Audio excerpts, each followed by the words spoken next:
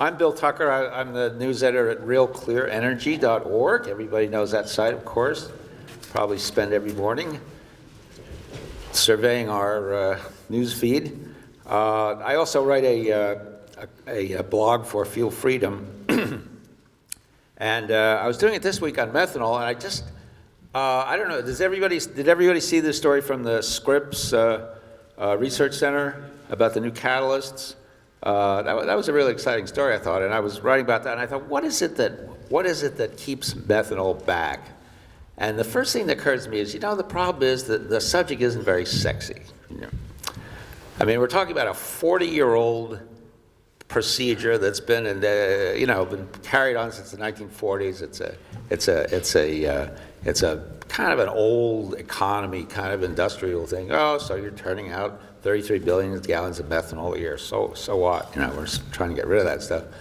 Whereas you've got Elon Musk every week coming up with some dazzling new development of the Tesla, and every week you've got somebody in the academia will say they've discovered the secret to cellulose ethanol, and we're going to be able to burn up everything in sight.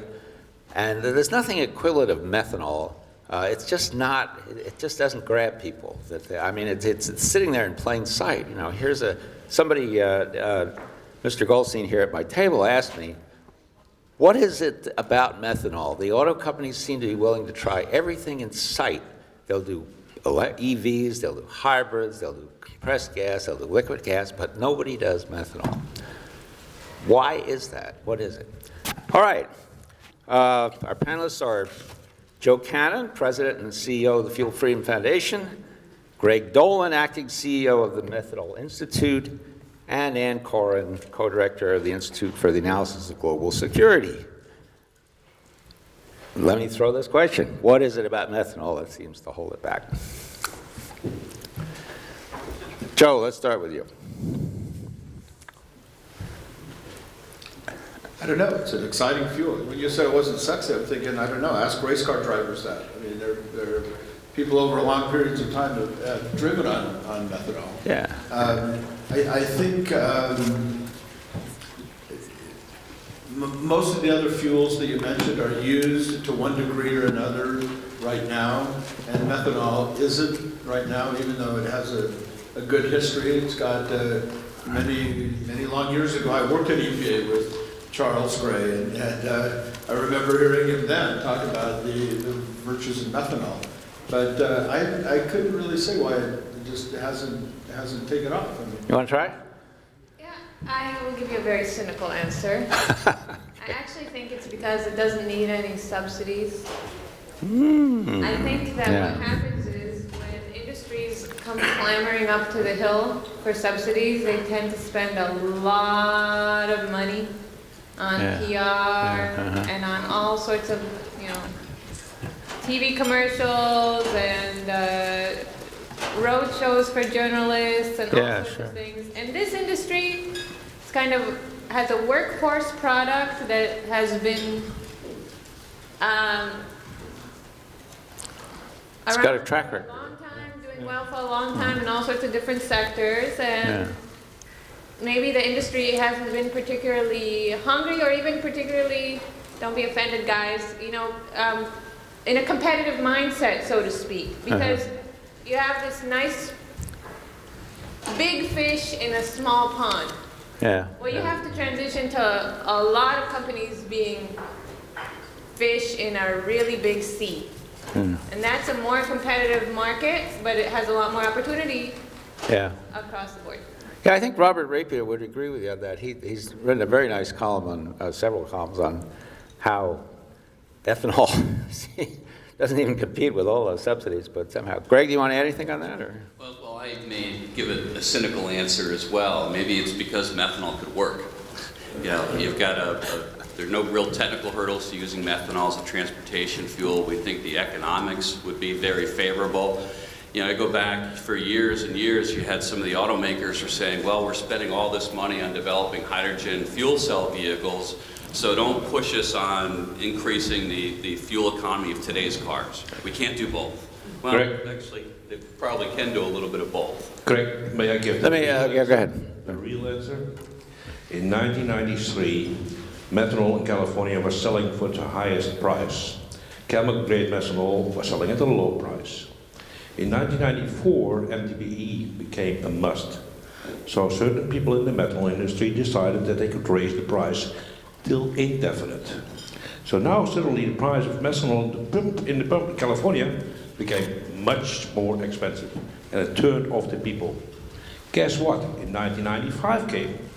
The price of methanol tanked, but the people have had it with methanol. We killed it ourselves. We, the methanol industry, killed it ourselves. Well, there's always that tendency to want to blame yourself for these things, but I don't know whether that, yeah, do you have a mic there? You want to, go ahead. Maybe the question we should be asking is, what does the public think of methanol? Yeah. Because I think the problem is the public knows nothing about methanol. Yeah. I mean, if you say something to the public, like when you make biodiesel is made with methanol, they look at you with a questioning face. Yeah. Methanol is a complete unknown to the public. Gasoline is well known. When we talk about the price of fuel going up, everybody correlates to one thing and one thing only: gasoline. Most of the public don't even understand diesel fuel. They think it's a different form of gasoline. That's why they have to have commercials to make sure you don't fill up your car, which is a diesel automobile, with gasoline. Yeah. And so I think it's as simple as that. I think we're trying to look for some magic answer. There's no magic answer. It's as simple as the public is completely uneducated about what methanol is, what methanol can do, and how important methanol is. I wonder if it would be worthwhile hiring Greenpeace to try to I think advertise it would or be something. worthwhile to put commercials on television. I've seen them for nuclear, I've seen them for coal, but I've never seen them for methanol. Yeah. Well, you know how like they had the other white meat commercials? Yeah, that's it. That kind of thing, because I remember, I mean, going back years, talking about methanol to audiences, and people always think you're talking about ethanol, and you have to specifically say, you know, Iran and Iraq are differ by one letter, and so methanol and ethanol, and that letter makes a difference. Well, I'll compare the two alcohols. So with methanol, if you go back just a couple of years, we had 2 plants left operating in the U.S. On the ethanol side, they have 200 plants. They've got tens of thousands of corn farmers. You know, they can afford to do commercials with the Sunday morning TV shows.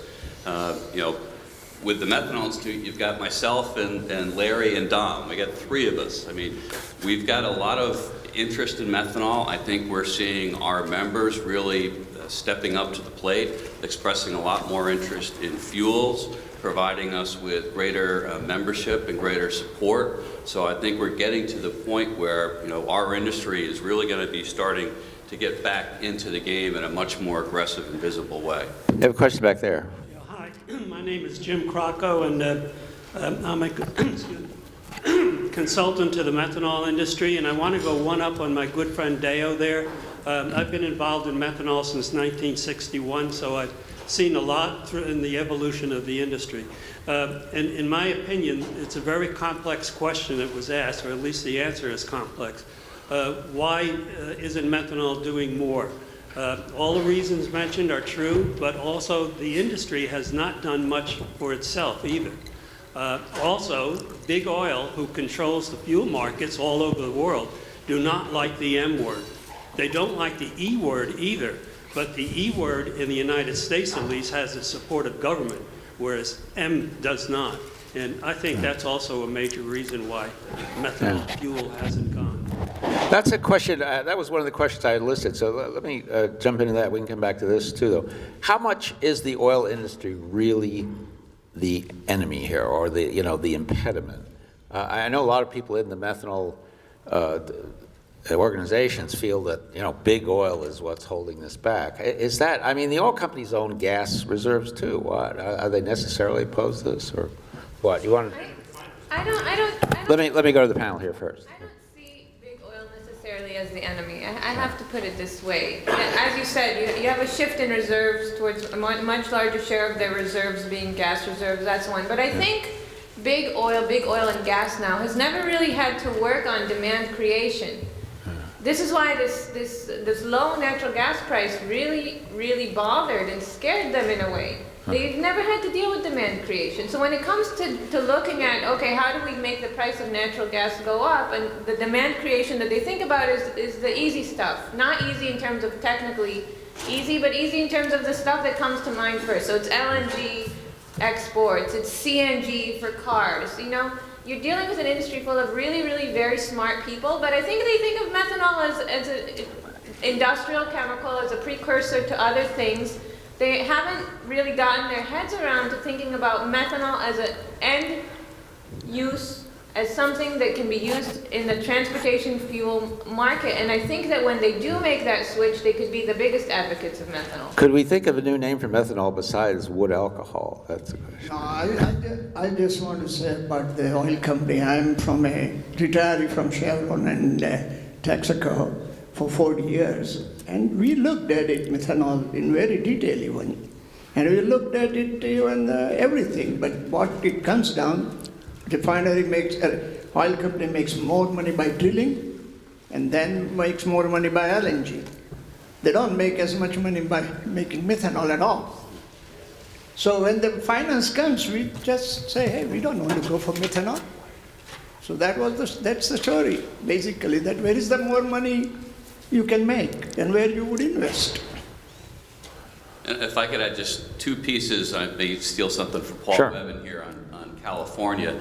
If you go back and look at some of the material from the California Energy Commission going back to the 90s, there was something where ARCO introduced EC1. It was the first reformulated gasoline, and it happened to use MTBE as one of the key ingredients in the reformulation. But when ARCO put that out, they said publicly that they were afraid of the loss of market share to methanol, which is why they decided to make gasoline cleaner.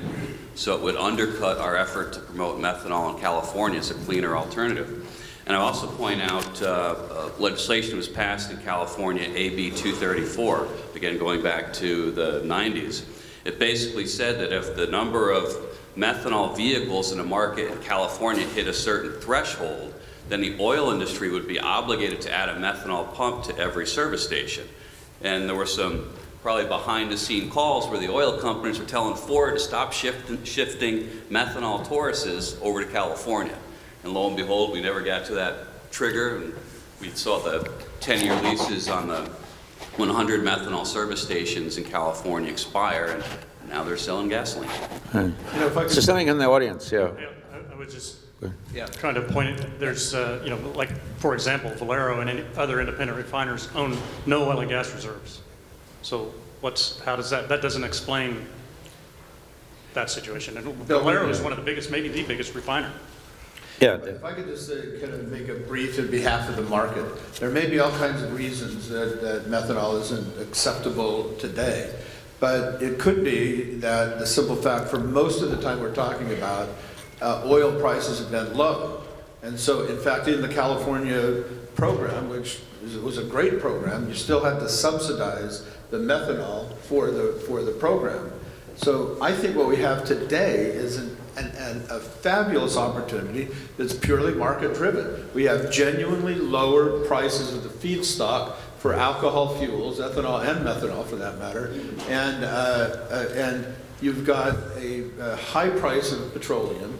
You've got a relative, and notwithstanding the great discoveries in the United States, overall world supply of petroleum has been relatively flat, while demand has been going up. So that creates a perfect opportunity for a market for people to step in and do what's necessary. So one of the things that's necessary is to persuade EPA that methanol vehicles can either be made or converted. You know, I just put a little pitch for our foundation. We're laser focused on the existing vehicle fleet. What can you do to introduce alcohol fuels derived from natural gas into the existing fleet?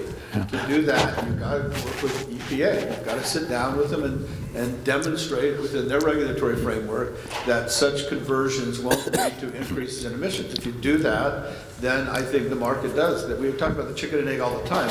So far, no one's produced a car that people in Ann Arbor, Michigan say that's the greatest thing since sliced bread. Let's go with that. So part of it is a regulatory aspect, but a bigger part of it is figuring out how to take that huge, abundant, ubiquitous, cheap supply of feedstock and convert it into a liquid fuel that you put in cars. Yeah. I think we want to come back to that conversion thing a little later, but let's take a question there. Yes, my name is Kim Bark, and I'm an entrepreneur. And the question was asked, what should we be doing maybe to re-dynamize or dynamize the marketing of methanol?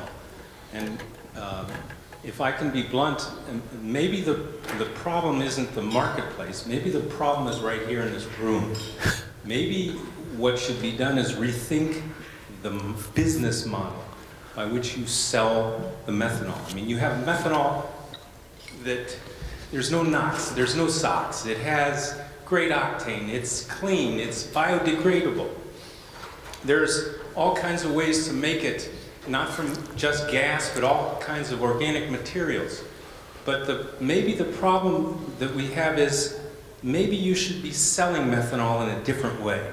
And I show you right here a little slide rule I carry with me everywhere, every day, all the time. And it's dollars per equivalent BTU calculator. And it shows the comparative values of natural gas, propane, gasoline, electricity, number 2 fuel oil, number 4, number 6. And we're in a situation today where oil products are selling for what they're selling, which is in the United States somewhere around $4.50, which is about $37 an Okay, let's not get too detailed here, okay?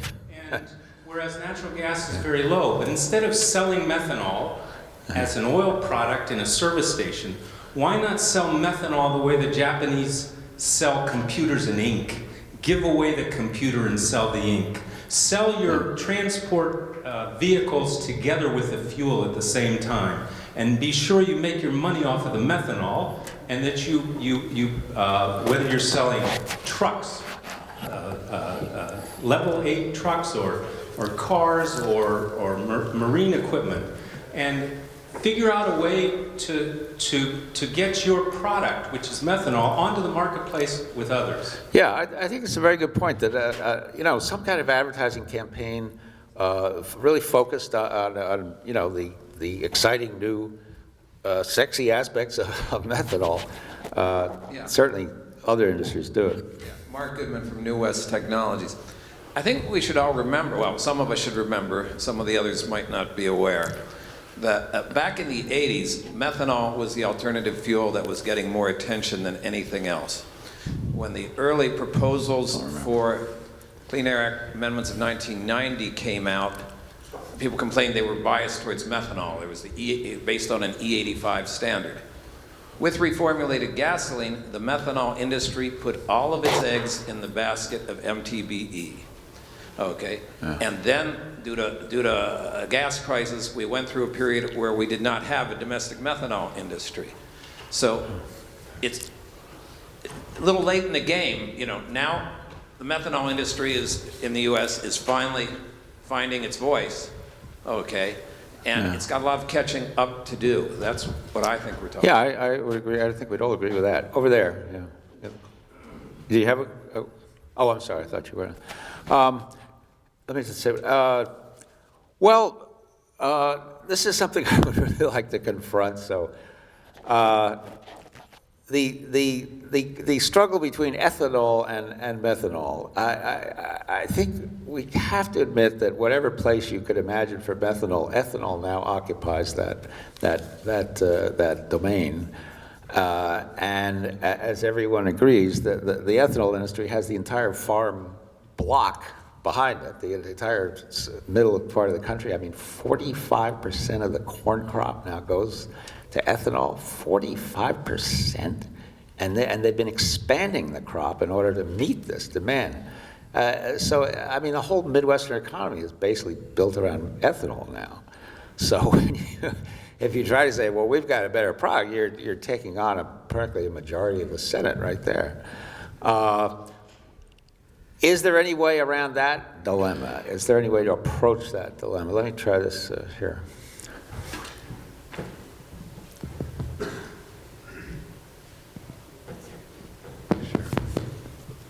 I'm Bill, excuse me, I'm Bill Holmberg, an old ethanol freak. And at the last event we had, I suggested that we form a partnership between ethanol and methanol. And I think the way to do that is develop a piece of legislation that includes both fuels, includes the alcohols, including butanol, Right. and find the right person at the right time and get together and support that piece of legislation. Yeah. Now, the ethanol is a little bit back on its heels right now. The industry, they've cut back on the mandate, and there was a big AP piece about how much environmental destruction it is creating, but... The big thing that I would hope that we would try to go after is the fact that ethanol is a subsidized fuel. And you know, in a time where everybody's complaining about the economy and what's going on with dollar amounts, we're talking about methanol being unsubsidized, and they're talking about a fuel that's just as weak in any characteristic as you can imagine that somebody could point out for methanol, and yet it has a large subsidy. That large subsidy is why you have all the farmers and everybody else growing corn to make ethanol. Take away that subsidy and let's see what happens to the system. Yeah, just try taking it away, though. It doesn't actually have a subsidy anymore. The blender's credit went away, the tariff went away. The only thing that the ethanol industry currently has is the renewable fuel standard. But I think it's a big mistake to think of ethanol versus methanol. Okay. I think, and this goes back to the, you know, I was talking about big fish in a small pond referring to the methanol industry, but you could equally say that about the ethanol industry. Because the ethanol industry is very comfortable with an additive market that it dominates. I think it would be a mistake to start fighting between ethanol and methanol over the additive market. The focus has to be on opening that fuel tank. You open that fuel tank, you're not talking about 10 or 15% of what is now the gasoline supply, maybe gasoline and diesel supply. You're talking about the whole fuel tank, or 85% of the fuel tank. There's more than enough room there for everybody to play, and whoever is economic can win. So I think rather than just get in between, like Ann is saying, between methanol and ethanol, you just talk about liquid alcohol fuels derived from natural gas. And it can be either one of those things, and there's plenty of room in, like Ann says, there's plenty of room in that tank for competition there. And you just go with what's easiest first, and that might be different in different regions. I mean, we don't need to get into the E10, the gasoline additive stage. You need to think the real way to bust this monopoly of a feedstock. So we're looking at, we're not talking about a monopoly of oil companies, but a monopoly of the feedstock of petroleum. The way to fight against that is to say, look, there's another feedstock out there that produces cheaper, cleaner fuel. And that's true with either ethanol or methanol derived from natural gas. It's cheaper than gasoline, and it's cheaper than corn ethanol for that matter, too. Bill, I want to just jump in with one more thing, if I may. I think the other thing is not to fight over what the ethanol industry has done, and I think it's a mistake. It's certainly been good for some players in the industry, but strategically speaking, it's been a mistake, is to focus on Soviet-style central planning, blending requirements. What you want is a situation where if you are cheap at a given time, there's no limit to how far you can go if investors are willing to expand capacity. And for that, you have to be willing to take the downside risk that at the times where you're not cheap, maybe nobody's really going to want to use your fuel. So you'll have a much more volatile demand profile, but the upside is going to be much, much bigger.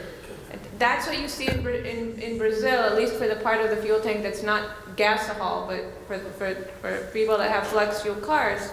And I think that's what we should see here too. Yeah, there's a comment here. If I could add there, we had several speakers this morning talk about the formation of the Joint Alcohol Fuel Alliance. And the purpose there is to sort of link the economies of the big alcohol fuel producers, consumers, US, Brazil, China. We've added Israel and Australia to that group. And really the push there is to focus on the auto. So if you get those economies looking to use more alcohol fuels, the autos have to follow. So it's kind of building that sort of consumer interest and consumer demand. Let me take comment here, right? Yeah, people don't realize it, but the corn producers today produce the cheapest ethanol in the world. It's actually cheaper than Brazilian sugarcane ethanol today. They're also producing distiller's grain, which is going all over the world, including to China, Saudi Arabia, and the Emirates, and so on. And they're also producing biodiesel. The oil from the corn goes straight into biodiesel. It's the largest portion of our biodiesel feedstock. There should be a strategic alliance between the alcohols. What ethanol did, it forged out the fuel market as its objective. If methanol had forged the fuel market as its objective 20 years ago, we'd be in a much different place than we are today. What does that exactly mean, forged out the fuel market? It identified that wonderful molecule as an ideal fuel, and it went for that market. That's exactly what ethanol did. That's what we should have done years ago with methanol. Yeah. I had a comment over there. Yeah, I want to make a quick, at the risk of annoying Annie, this is Vic here. Okay. There are things, there's a statement was made which is, I'm going to give you a technically opinion/fact, okay? It is not easy to make ethanol from natural gas. Ethanol? It is not. So, yes, abundant natural gas can, I mean, in principle, you can do. Chemically, it's feasible. The yields are awfully low. I don't know anyone who would want to methanol, piece of cake. But ethanol is not that easy to from natural gas. So from the natural gas standpoint, they're not equivalent. And I'm not juxtaposing them. Joe said that, not me. I know, but I'm juxtaposing ethanol, methanol. That's what I know you. The other quick point is this. Ethanol was there in the early 1900s. It was killed by whatever Exxon was called those days, by the production of, at that time, lead tetraethyl, which gave it the octane boost. At that time, ethanol was giving an octane boost. These people deliberately eliminated it so that ethanol would, in order to sell their product. That's always a good narrative. I think we heard that story about how GM put Los Angeles' trolley system out of business for decades when we were talking about that. That brings up another subject, which I would like to mention quickly because it always bothers me. We assume that natural gas is there and going to be cheap and plentiful, but the fact is that there are a lot of people in this country right now who are thinking of what we could do with that natural gas. One of the most unfortunate things is this everybody wants to convert the power generation industry to gas, which the utilities think is the biggest way. They call it washing dishes with champagne. They think it's a complete waste, but it's being forced on them. Then we have the export market. Now we have the Ukraine. We're going to tip the balance against Putin with all this natural gas. How long is gas going to stay? I mean, do we depend on this idea now that gas is only $3-4 a BTU? How long can this last? And could methanol get squeezed out by these other uses? Okay.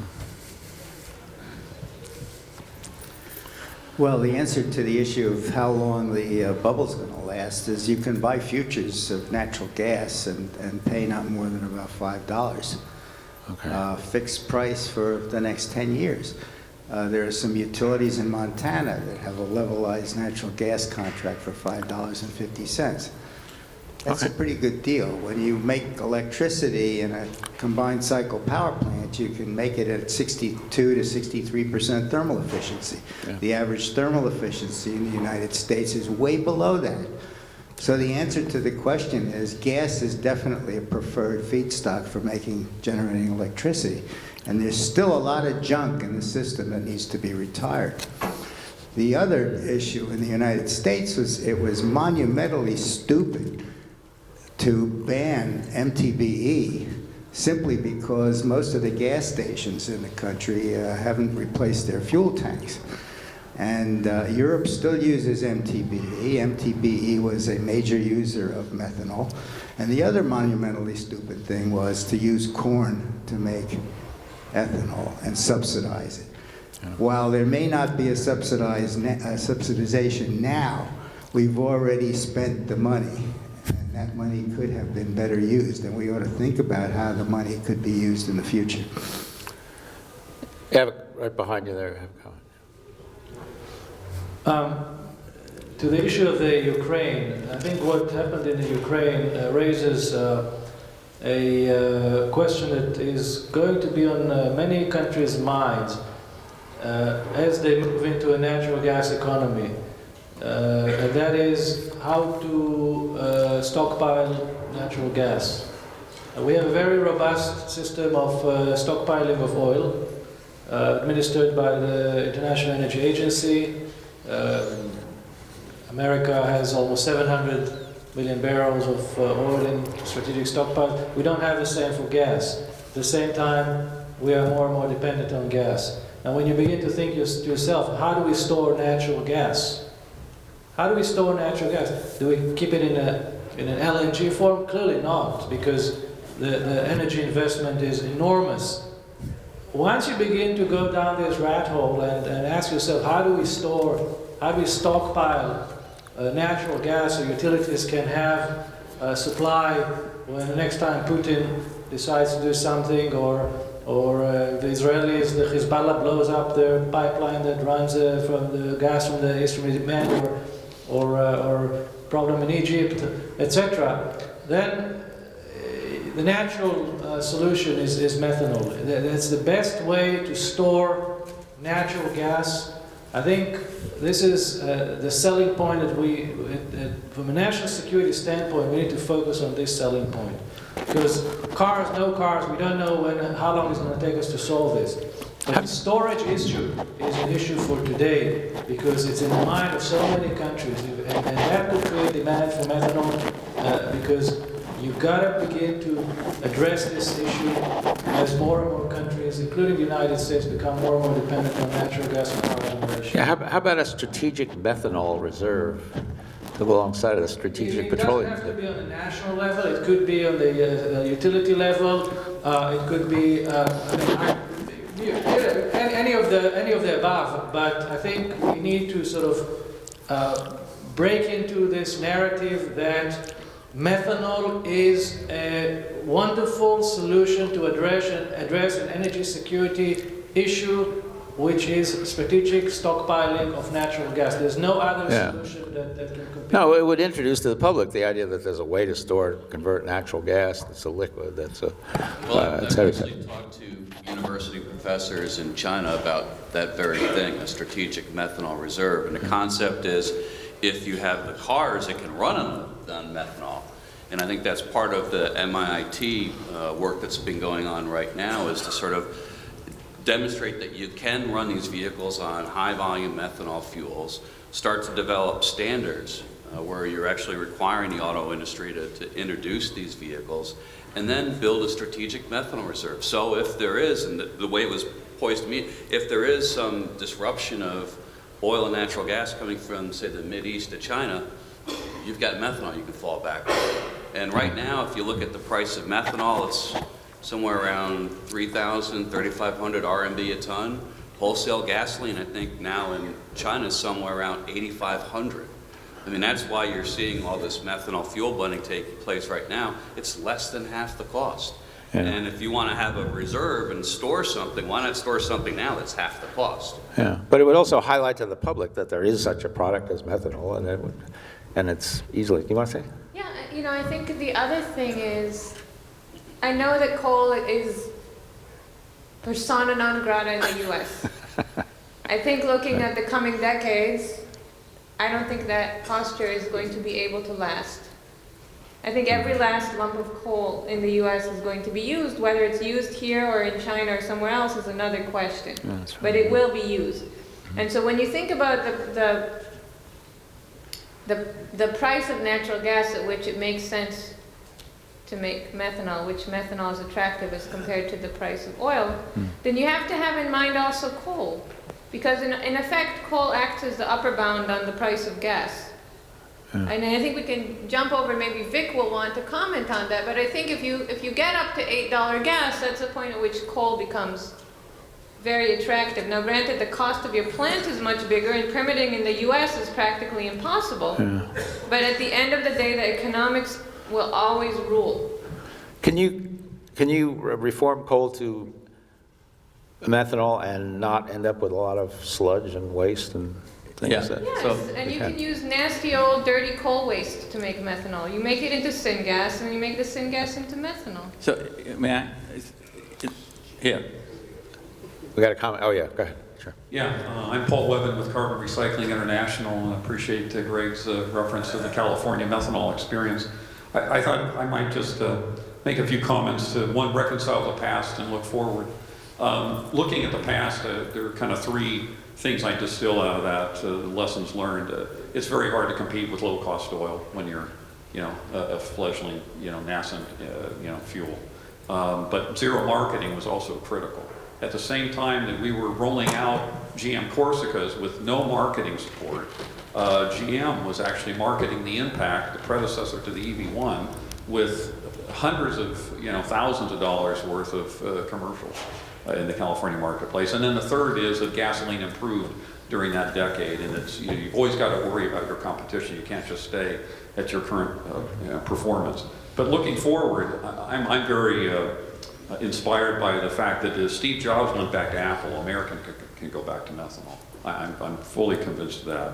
The oil industry is quite worried, actually, about the fact that they've just spent, in the last decade, $750 billion, threefold what they had spent the prior decade. And for that threefold increase, they increased production 12%. We're on the verge of a real problem, as others have said. So looking forward, I think that it's a time to recast the value proposition. And part of it's been cast here, but I don't think it's been fully cast.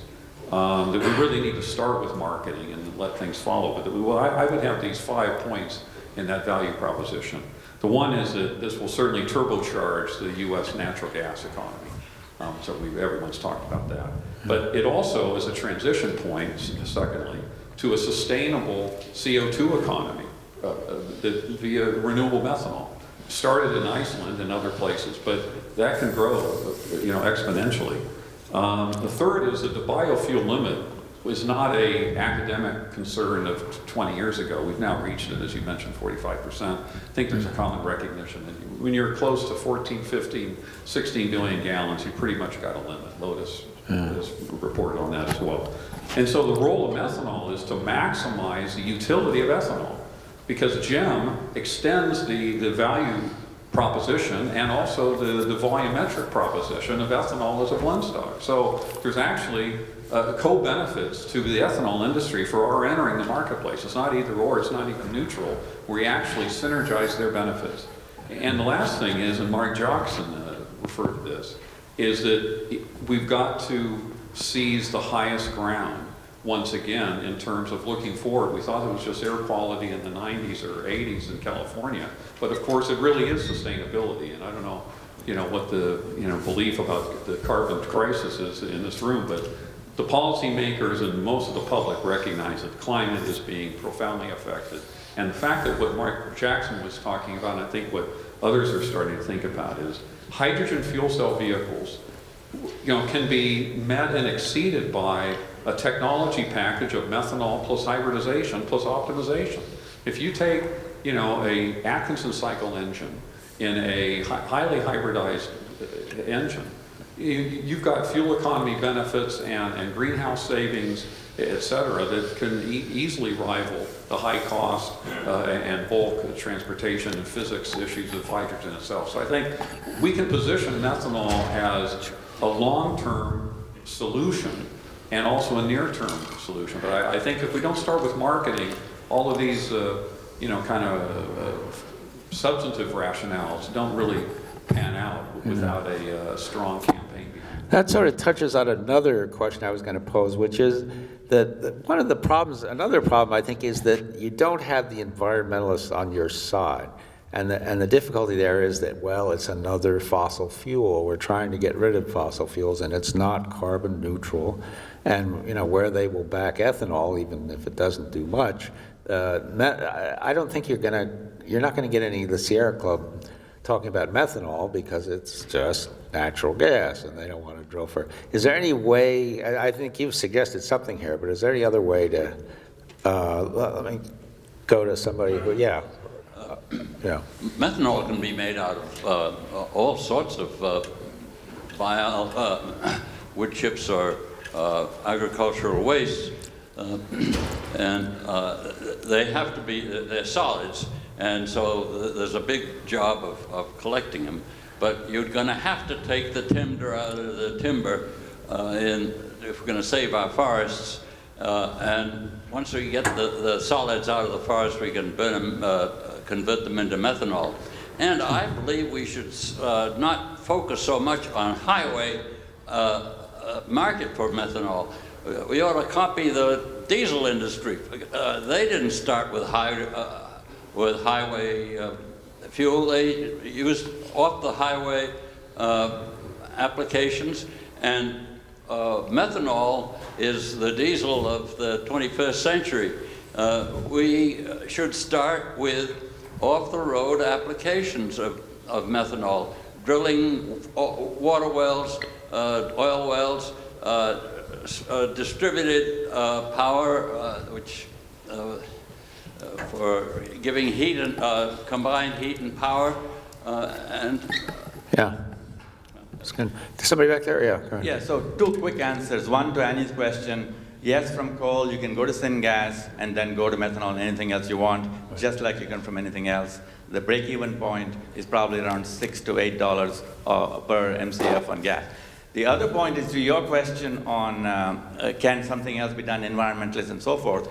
I think environmentalists have to see natural gas-based methanol as a bridge, okay, to when we can use biomass, because that argument is absolutely correct. You can take biomass and make syngas with it, and then you can make methanol and anything else. But right now, nobody would let you use biomass because it's too expensive. So you need to create the market as a bridge using natural gas, and then have the opportunity to bring in other more environmentally secure. But is there enough biomass around so you could displace? Oh, absolutely. There is what's called slash. At least from, I mean, we're talking about stuff that's already just wood. See, here's the interesting thing. It is relatively easy to make methanol from woody biomass, lignin. Wood alcohol. Ethanol is very difficult, okay? And not to juxtapose, I'm not juxtaposing, I'm just giving you facts, all right? So, and there's a lot of slash. When you do timber operations, there's a lot of stuff left over for slash, which right now has really no use. So, is it enough to do everything? No. It'll be all of the above. But there are sources of biomass available. But the point is, it won't happen now. You need a bridging fuel, and that bridging fuel, bridging raw material, is natural gas. I think natural gas has certainly been our bridge fuel to a whole lot of futures, hasn't it? there's another thing here. When you talk about environmentalists, you have to ask yourself which environmentalists and where. Because there was a very interesting statement I heard coming out of China this week, and that was, well, it was something about we're really not interested in carbon tax. What we're much more focused on is air quality issues. The dirty stuff that people actually breathe and ruins their health. Yeah. And if you're talking about environmentalists in areas that focus on that focus on human health, on asthma prevention, and all this, then methanol, then alcohol, period, is great. It doesn't even matter if it's made from, forget natural gas, it doesn't even matter if it's made from coal. But if your focus is, and it is in the Western world, right, almost completely carbon greenhouse gas, right, then you're focused on some utopia in terms of the fuels that you want to get to. You're ignoring bridge fuels, and you forget that the perfect is the enemy of the good. And that's the situation we have today. People have forgotten that the perfect is the enemy of the good. Yeah. I was trying to bring up just what you were talking about now by saying the fact that what I mentioned earlier, 60% of the natural gas available in fields in the United States is in very small fields. Those are being burned right now, and it was brought up by Matt Brewstar that was a major problem. And it's a problem that methanol can solve. There's no other fuel that can go in there. Somebody also mentioned about all these fancy articles they read in the paper about everything. Well, Fischer-Tropsch is still around. You see these fancy articles about Fischer-Tropsch. Come on, That's from 1923. I think Fisher and Tropes are rolling in their grave and laughing at us because it's still making the same mess of products. We have not somehow addressed these things. Methanol is an equilibrium reaction, which means methanol reactors can be built small. So why don't we address that? The second thing is unassociated or associated gas, which is found in the oil industry now. It's slowing up oil production. You can't pump the oil out unless you figure out how to get rid of the gas. Right now, they're limited to the size of the flare they could run. If we were turning that gas into methanol, the oil industry would actually make more oil. And that way, they could be on our side. So there's two issues right there where we could get together with the oil industry, two, get together with the environmental people and solve a problem. Yeah, I think that flaring is a very good leverage point because the environmental is very concerned about that. And there are a couple of companies that have, I mean, what you need now is a mobile unit that can go to a gas well and convert to methanol. There's a couple, somebody had one in Wisconsin that's supposed to come in. Okay, there's one more, we're getting close to finishing up here, but does anybody want to add anything here?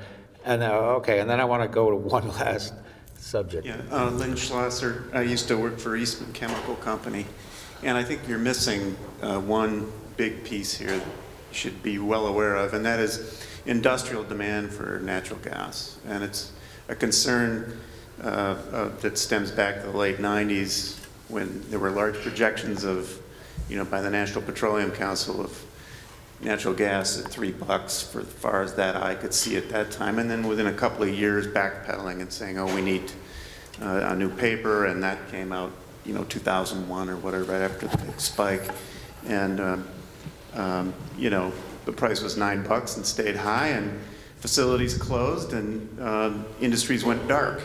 So now they're coming back, they see opportunity, but remember, they've been burned, and they've been burned by speculation about supply that wasn't there. I mean, it was stark fantasy.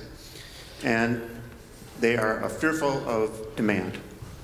Okay? So if there's a mismatch here, and these wild ideas of converting to this, to that, or sell to the world LNG, there is potential for enormous hazard in industrial uses of gas. So it's a sensitivity that I don't hear expressed. They're the largest, biggest chunks of consumers of gas feedstock that go into your product. And you've got to communicate and come to peace on that somehow, some way, because if you don't, that group is out there and you may not see it, but it undermines where you want to go. Yeah. Okay. Well, we've been amazingly well. I don't think I've ever been at a conference that kept the schedule so well. And we got about 4 minutes here. But just to finish, I want to throw out this matter of conversion. Converting cars. Should it be legal? Should it be regulated? Should it be punished? Is it really just a $200 job? Can anybody do it? Should you have to have a PhD or be a licensed physician to do it? What, anybody want to jump on that? Part of the answer is we don't even know if the cost is $100. I mean, if you look at the parts, spare parts that you want to buy as a replacement, parts all have numbers. A part number for, say, a fuel line can have the same number in an ethanol flex fuel vehicle as it does the gasoline model. Where's the incremental cost? There probably are some incremental costs in things like fuel pumps and some of the computer controls, but the autos aren't going to tell us what those incremental costs are. But generally, if you look at the cars they're selling today, the E85 flex fuel vehicles, there is no incremental cost. They're sold about the same price as you are with the gasoline model. Yeah. And $100 is less than 3 months of Sirius radio. Make that kind of investment per vehicle, and now you've got cars that can run on any fuel, any alcohol fuel. That's the real choice at the pump. Are the auto companies also a problem here, though? I think that's what we're skirting. Did you want, Joe? Let me just say, the answer to your first question. Yeah. Actually, you can go convert your car right now. Lots of people can do it. It's not even that hard. And so just say that. That's one aspect of that. Okay. If you want to create a genuine market for alcohol fuels, methanol or ethanol, you really have to convert a car consistent with EPA regulations. And that's a lot more complicated process, okay? And so, you know, you don't want to confuse these two. If you're going to really create a market that can sustain natural gas to methanol plants, or even natural gas to ethanol plants, or any other, you know, way from biomass or whatever, you need to have a market that has the approval of the Environmental Protection Agency. And these are not, you know, I see Matt left, but whenever I describe that to people, they say, oh, another crazy set of EPA regulations. It's not the case. EPA, and we all have a stake in making sure that the cars don't increase emissions. That's something we all care about. Most of the clean air benefits that we've received in the country over time have been because of the benefits of reduction of pollution from mobile sources. So EPA has a very legitimate interest in saying, if you want to convert your car, let's make sure that it doesn't lead to an increase in emissions. And that's not just in-use emissions, that's evaporative emissions, that's cold start emissions, there are durability questions, those are all legitimate questions. And so part of the answer to all of the angst that we're all feeling are about how do you get alcohol fuels, you got to get EPA to say, you know what, these cars can run on alcohol fuels. Now as it happens, there are already 15 or so million vehicles out there that EPA has already said can run on 85% ethanol. And guess what? Less than 1 or 2, I'm making that number, but a tiny, tiny fraction actually run on E85 at all.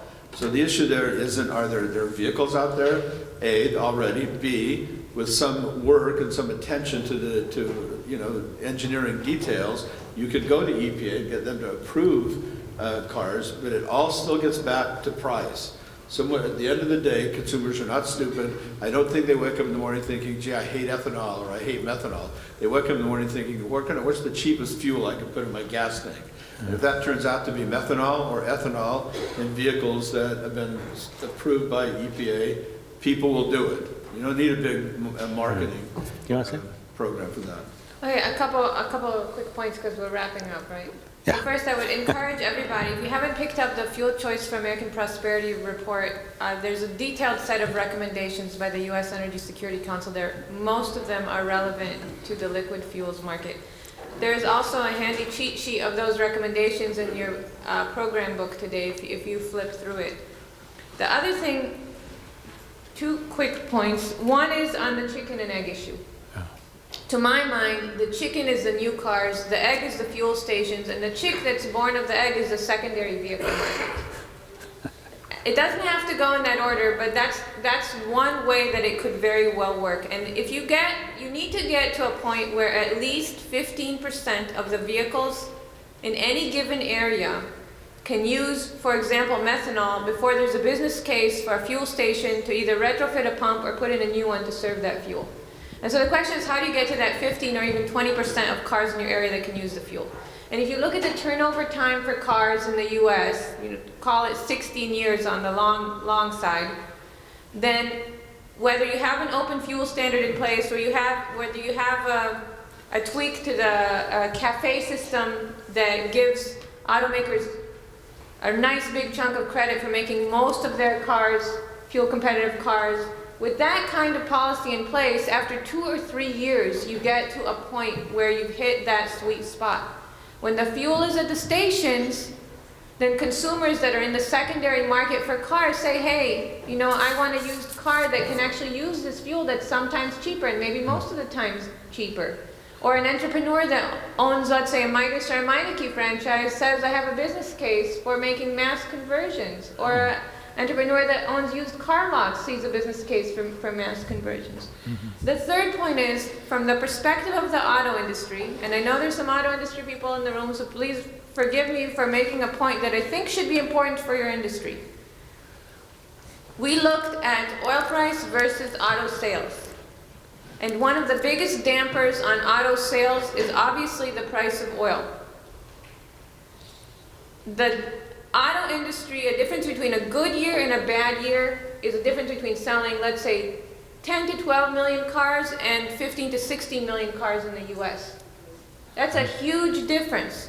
So it should be the goal of the auto industry to do everything in its power to drive commodity arbitrage that will drive down the price of oil. And one of the biggest things in its power is to open its fuel tanks to that commodity arbitrage. You want oil to be in competition with cheaper energy commodities, and you have control over the fuel tank that will allow that to happen.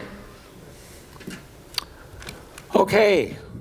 Well, according to my smartphone here, it's about 5 after 5, which is exactly what we were shooting for. So I think we'll call it a day. Thank you very much, panelists. And